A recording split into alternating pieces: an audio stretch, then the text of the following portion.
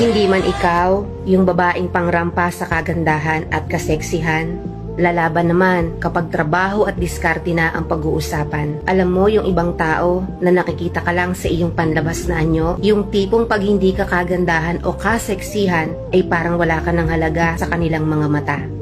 Pero teka muna, tandaan mo ito, hindi lahat ng laban ay nasusukat sa ganda o kaseksihan. Meron kang bagay na hindi nila kayang gayahin o tapatan. Yung diskarte mo sa buhay, yung sipag at tiyaga mo sa trabaho, yung kakayahan mong bumangon sa kabila ng maraming pagsubok. Hindi yan nasusukat sa itsura o sa sukat ng iyong damit kung hindi nasa puso at isipan. Minsan, nakakalimutan ng ibang tao na hindi lang ganda o alindog ang puhunan sa mundo. Ang totoong laban ay nasa kung paano ka tumayo sa harap ng pagsubok, kung paano ka magtrabaho ng may integridad at kung paano mo tinutulungan ang iyong sarili at ang iba upang umangat sa buhay. Kaya huwag kang panghinaan ng loob kung minsan ay hindi ka pangrampa sa mata ng iba. Tandaan mo, sa tunay na laban ng buhay, ikaw ang may hawak ng korona. Sa trabaho at diskarte, ikaw ang reyna.